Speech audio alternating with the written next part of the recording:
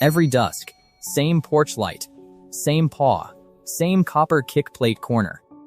The untouched food bowl sat inches away while she tapped lower and waited there quietly.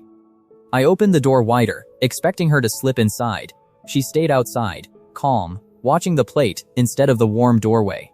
Same door, same step. The next evening, she came from the same sidewalk and stopped at the same low spot.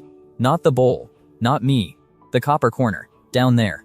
I was replacing that loose plate the next morning, so I nearly treated it like hardware, not a clue sitting in plain sight on the door. When her paw hit it again, the edge moved. Something pale flashed behind the copper for 1 second, too quick to name or touch safely. I moved the bowl right beside the plate. She leaned near it, turned away, and reached for the same raised corner instead of the food again. Old doorbell clips made it worse. Different dusks, same porch light, same little paw landing on the copper corner below the door. Never higher each time, so I put the bowl directly in front of it.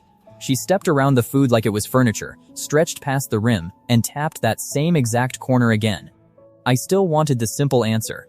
A hungry cat at a door made sense, especially with a full bowl already waiting there on the step tonight. From above, the plate looked ordinary. The raised corner barely showed, unless I got low enough to match her angle near the porch step tonight. One detail would not fit. She never looked at the handle, and she never followed the bowl when I moved it away from the door again, so I stopped opening the door. I crouched beside the kick plate and checked the exact place where her paw kept landing, before replacing anything with care first. That was when dinner stopped being the answer. The bowl was full, the doorway was open, and after both were offered, her paw still chose copper in the same low place.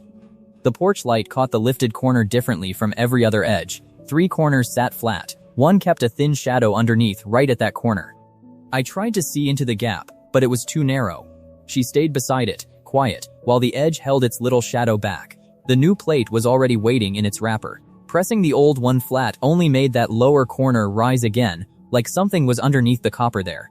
From her height, the paw line looked like a map. From mine, it looked like a loose piece of hardware near the step until I lowered. I checked under the doormat first. Nothing. She turned back to the kick plate and tapped the copper once more in the same place again calmly. The old footage changed shape after that.